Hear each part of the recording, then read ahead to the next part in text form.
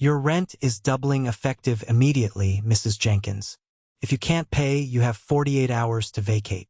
The corporate landlord's voice was cold as he handed Sarah the notice.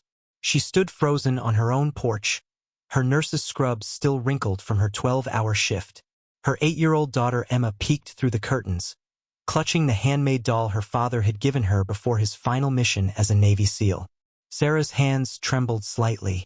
After 3 years of struggling as a single mom since losing her husband, her modest home, the only stability Emma had known, was being ripped away. What Sarah didn't know was that within 24 hours, a convoy of black SUVs would arrive at her property, bringing a twist of fate no one could have predicted. Sarah Jenkins had lived in the small rental house on Maple Street for 5 years. It wasn't fancy, but it was home. The walls were covered with Emma's artwork and photos of her father, Lieutenant Commander James Jenkins, smiling in his Navy uniform. Their elderly landlord, Mr. Peterson, had kept their rent stable over the years. "James served our country," he'd said when Sarah worried about money after the funeral. "Least I can do is make sure his family has a home." Life hadn't been easy since James died during a classified mission 3 years ago. Sarah worked extra shifts at Memorial Hospital to make ends meet. She'd never missed a rent payment, taking pride in maintaining the stability James would have wanted for their daughter. "Maybe we should move somewhere cheaper," suggested Diane, a fellow nurse, during their break one evening. Sarah had smiled tiredly. This is the only home Emma remembers with her dad. Her friends are here, her school. It's worth every extra shift. That Thursday evening, Sarah arrived home to find Mrs. Winters, their elderly neighbor, waiting on the porch with Emma. "There was a man here earlier," Mrs. Winters said, her voice concerned. "Said he needed to talk to you first thing tomorrow morning. Something about the property changing hands." That night, after Emma was asleep, Sarah pulled out a small wooden box containing James's letters and his Navy SEAL trident pin. "Could use your help right about now," she whispered. The doorbell woke her at precisely 9 a.m. On her porch stood Martin Weston, his tailored suit worth more than her monthly salary. "Mrs. Jenkins? I represent Greater Homes, LLC. We've purchased all of Mr. Peterson's properties, including this one." Sarah's heart sank. Mr. Peterson had mentioned his health was declining, but she hadn't known he was selling. "I'll get right to the point," Weston continued, glancing at his expensive watch. "We're upgrading this neighborhood to attract higher-end clientele. Your current rent of $1,200 will increase to $2,800 effective immediately. That's more than double what I'm paying. There's no way I can." "Then you have 48 hours to vacate," Weston interrupted. "We already have interested parties willing to pay market rate." "But that's not legal," Sarah protested. "Tenants have rights." Weston's smile thinned. "Check the fine print in your lease agreement, Mrs. Jenkins. The transfer of ownership clause allows for immediate rate adjustments.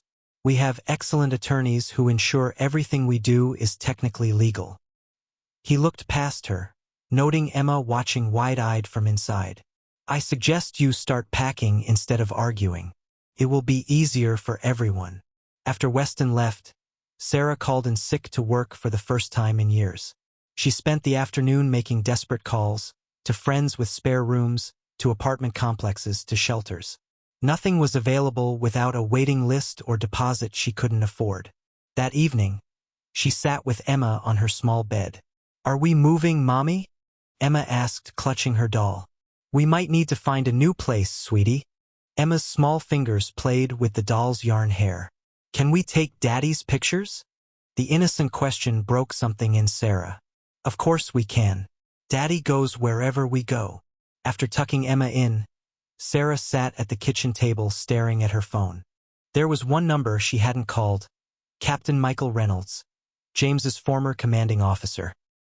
He had given her his card at the funeral, saying, "James was family to us. That means you and Emma are too. If you ever need anything." Sarah had thanked him but had never called, not wanting to impose. Now, with nowhere else to turn, she dialed the number, not expecting an answer after 3 years. "Reynolds," came the immediate response. "Captain Reynolds?" This is Sarah Jenkins, James's wife.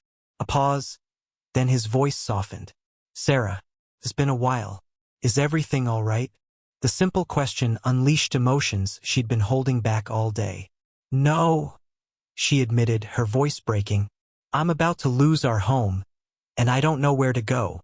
She explained the situation, apologizing for calling after so long. I'm not even sure why I called. James always said his team was the most resourceful group of problem solvers he'd ever known. Reynolds was quiet for a moment. Send me your address and this landlord's information. Don't sign anything, don't agree to leave.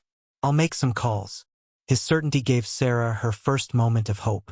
Thank you, she whispered. I don't know how I can repay. James saved my life twice, Reynolds interrupted gently. You don't owe me anything. Try to get some sleep, Sarah. Things will look different tomorrow. Sarah barely slept. She packed essentials just in case, carefully wrapping James's photos and medals. Emma helped, solemnly placing her most treasured possessions in her backpack. Her father's letters, his Navy SEAL trident pin, and the doll he had made her. Daddy said his team always has his six, Emma said, using the military term she'd learned from her father. What does that mean again? Sarah swallowed hard. It means they watch out for each other, protect each other. The next morning, Weston returned precisely at 9 a.m., this time accompanied by 2 security guards and a cleaning crew waiting in a van. I see you're preparing to leave. Good. He held out a clipboard. I need you to sign these papers confirming you're vacating voluntarily. Sarah stood firm in her doorway. We're not leaving. Weston sighed dramatically. Mrs. Jenkins, don't make this difficult. We have people ready to start renovations today. Emma stood behind her mother, quiet but watchful. Weston checked his watch again. You have exactly 1 hour before my security team begins removing your belongings. As he turned to walk back to his car, the distant sound of engines broke the morning quiet. 3 black SUVs with government plates turned onto their street, followed by 2 civilian trucks. They pulled up directly in front of Sarah's house, blocking Weston's expensive car. Captain Michael Reynolds stepped out of the lead vehicle, still imposing in civilian clothes. 5 men emerged from the other vehicles, moving with the unmistakable coordination of military training. Sarah, Reynolds greeted her with a quick hug. Sorry it took us a few hours to mobilize. Emma ran down the porch steps. Captain Mike. She threw her arms around him, remembering the kind man from her father's funeral. Reynolds knelt to her level. Hey there, little warrior. You've grown. He turned to face Weston, who was watching with visible unease. Mr. Weston, I believe? I'd like you to meet some people. He gestured to the men around him. This is Lieutenant Commander Garcia, Chief Petty Officer Wilson, and a few other members of SEAL Team 6 who served with Lieutenant Commander Jenkins. The SEALs formed a loose semicircle, their stance casual but their eyes alert. What is the meaning of this? Weston demanded, though his voice had lost some of its confidence. Reynolds smiled pleasantly. Just a small reunion, but since we're here. From the last SUV emerged a woman in a business suit carrying a leather portfolio. I'd also like you to meet Karen Mitchell, Assistant District Attorney for this county. She's been investigating some interesting business practices in the area. Mitchell opened her portfolio. Mr. Weston, we've received evidence that Greater Homes has been systematically targeting properties in areas slated for public infrastructure improvements before those plans are made public. Weston's face paled slightly. I don't know what you're talking about. Mitchell continued calmly. The timing is remarkable. Your company purchased 28 properties in this neighborhood, including this one, 3 weeks before the city announced plans for a new medical complex that will triple property values. That's just good business timing, Weston argued. Reynolds stepped forward. It's insider trading when your brother-in-law is the deputy city planner who leaked the information. He glanced at Mitchell, who nodded. We have the emails, Mr. Weston. Weston's phone began ringing insistently. He glanced at it, then back at the gathering crowd of neighbors who had come outside to watch. While Weston took his call, stepping away with growing agitation, Emma tugged on Lieutenant Commander Garcia's sleeve. "Did you know my daddy?" she asked quietly. Garcia knelt down to her level. "I sure did, little one. Your dad pulled me out of a really bad situation once." He reached into his pocket and pulled out a worn coin with the seal trident. "He carried this lucky charm. Said his brave girl gave it to him." Emma's face lit up with recognition. "I put it in his pocket before he left." She ran inside and returned with her father's trident pin. "They gave me this after Daddy became an angel." Garcia's eyes softened. "He was the best of us, Emma." Meanwhile, more vehicles had arrived. A local news van and another SUV with military plates. A reporter approached with a microphone. "Mr. Weston, we're doing an investigative piece on predatory housing practices targeting military families. Would you care to comment?" Weston ended his call, visibly shaken. Mitchell approached him again. "While we're discussing legal matters, I should mention we've documented 38 cases where Greater Homes violated housing laws with illegal eviction practices. 12 involved families of deceased service members." Reynolds added quietly, "When Sarah called, we made some inquiries. Turns out several military families have been affected by your company's practices. The Pentagon doesn't take kindly to that." Neighbors had begun gathering on their porches, watching the scene unfold. Mrs. Winters stepped forward. "They tried to double my rent last week. Said I had to leave by Monday." Another neighbor joined in. "They threatened to evict my sister's family too." As more stories emerged, Weston's phone rang again. The caller ID read, "CEO office." His hands trembled slightly as he answered, stepping further away from the crowd. Sarah watched in amazement as her quiet street transformed into a hub of activity. The SEALs had positioned themselves casually around her property, some chatting with neighbors, others keeping a watchful eye on Weston. Emma moved between them, suddenly the center of attention as they shared stories about her father. "Your dad could navigate using just the stars," one told her. "He saved our whole team once when our equipment failed."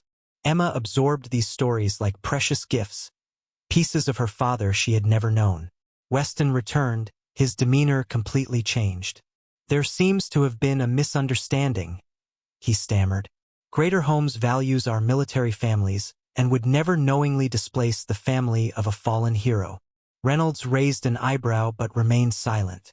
Weston continued, "I've spoken with our CEO, and we'd like to offer Mrs. Jenkins a new 5-year lease at her current rent, with an option to purchase at a preferred rate after that period."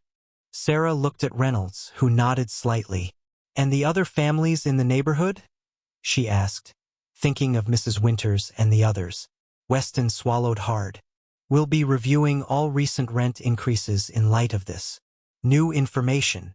Mitchell stepped forward. "We'll be monitoring that review very closely, Mr. Weston, and we'll still need to discuss those insider trading allegations." By afternoon, Weston had left with his security team. A new lease had been signed and notarized on the spot, and the neighbors had organized an impromptu celebration on Sarah's lawn. Someone brought folding tables, another ordered pizzas. The SEALs stayed, helping Emma hang a special plaque beside their front door, "Home of a fallen hero's family, protected by SEAL Team 6. The news crew filmed segments for the evening broadcast, interviewing neighbors about Greater Homes practices and highlighting the community's response. "This isn't just about one family," Reynolds explained to the reporter. "It's about recognizing that when service members make the ultimate sacrifice, their families shouldn't have to fight battles at home too." The story would later go viral, prompting investigations into similar practices nationwide. As the day turned to evening and the impromptu block party continued, Sarah found a quiet moment with Reynolds on the porch. The golden sunset cast long shadows across the lawn where Emma was showing her father's medals to an attentive group of SEALs and neighborhood children. "I still don't understand how you did all this in less than 24 hours, she said, watching her daughter laughing for what seemed like the first time in months. Reynolds sipped the coffee Mrs. Winters had insisted on making him. "When you called, I made a few inquiries and realized your situation connected to a pattern we'd been tracking. Greater Homes has targeted several military families in different states. We just needed documented proof of their practices. He glanced at her. Your call was the catalyst we needed. The right case, the right timing. Sarah watched as Chief Wilson showed Emma how to properly fold the American flag, his large hands gently guiding her smaller ones through the precise triangular folds. James would be amazed, she said softly. He always said his team could accomplish the impossible. But this. Reynolds looked out at the gathering. The SEAL motto is, "The only easy day was yesterday." But James had his own addition. "And tomorrow gets easier when we stand together." He lived by that. As darkness fell, neighbors reluctantly began dispersing to their homes. The SEALs helped clean up, moving with the same efficient coordination they applied to everything. Garcia pulled Sarah aside as they were finishing. "We've set up a rotation," he explained quietly. "One of us will drive by every few days just to check in. Nothing intrusive, just peace of mind." Before Sarah could protest, he added, "We'd do it anyway. Might as well let you know." That night, after tucking an exhausted but happy Emma into bed, Sarah found a business card on her kitchen counter that hadn't been there before. Jenkins Family Trust, it read, with Reynolds' contact information and a handwritten note. For Emma's education. Non-negotiable. She flipped it over to find account information for a trust fund and the message. From her father's brothers. "James would have done the same for our kids." 2 weeks later, Sarah received a formal letter from Greater Homes LLC. Her hands trembled as she opened it, fearing they'd found a loophole to renege on their agreement. Instead, the letter announced that Martin Weston had been separated from the company and that under new management, they were implementing a military family housing protection program, offering stabilized rent and purchase options for all military families in their properties nationwide. That same week, Captain Reynolds called with news. "The Jenkins Housing Security Act is being introduced in Congress next month," he explained.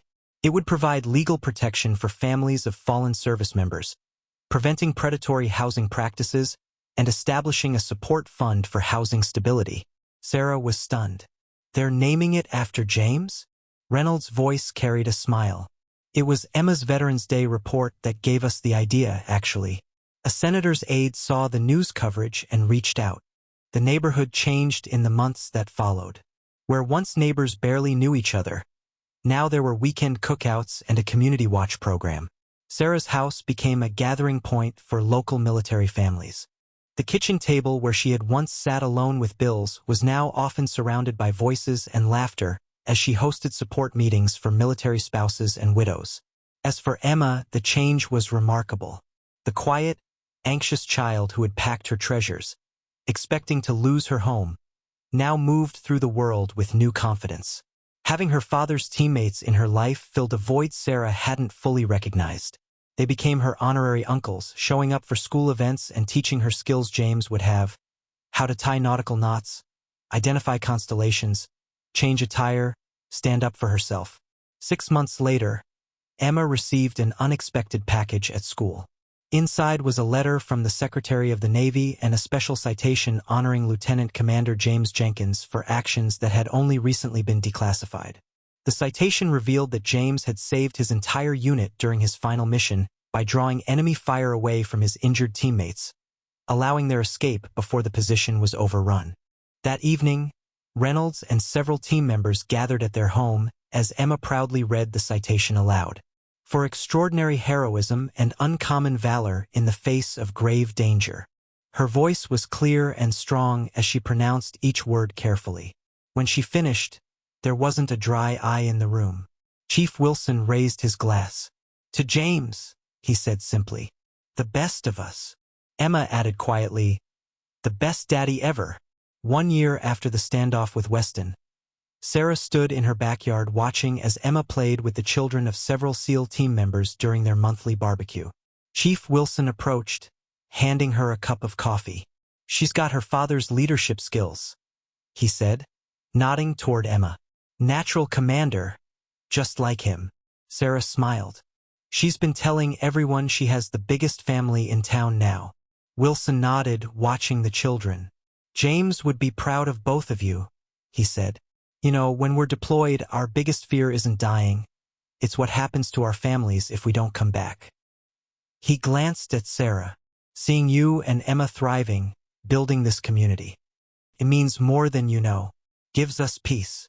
As the sun set over their secure home, Sarah touched the seal trident pin she now wore on a chain around her neck. Emma had insisted she keep it close. So Daddy can watch over both of us, she'd explained. The weight of it was comforting against her skin, a tangible reminder that they weren't alone. He kept his promise, she thought. His brothers still have our six. The Jenkins Housing Security Act passed 6 months later, with bipartisan support rarely seen in Congress. Sarah and Emma were invited to Washington for the signing ceremony, where they stood alongside other Gold Star families as the president signed the bill into law. Emma, in a blue dress that matched her father's dress uniform color, solemnly shook the president's hand afterward. "My daddy would be happy," she told him with the directness of a child. He always said nobody should fight alone. 2 years later, when Emma received an award at school for her essay titled My Father's Team, the auditorium was filled with Navy SEALs in uniform, standing at attention as she walked to the podium. Her words echoed through the silent room. "My father taught me that family isn't just who you're born to, but who stands beside you when the storms come. Some people think heroes only exist in war zones, but true heroes keep their promises long after the battle ends." In the back of the room, Sarah watched with tears in her eyes, surrounded by the men who had kept their promise to a fallen brother. What began as a desperate phone call on the brink of homelessness had transformed into something none of them could have predicted. As Sarah often told the military widows in her support group, "We are never truly alone. The promises made in service don't end when the uniform comes off, or even when the wearer is gone. They just find new ways to be kept."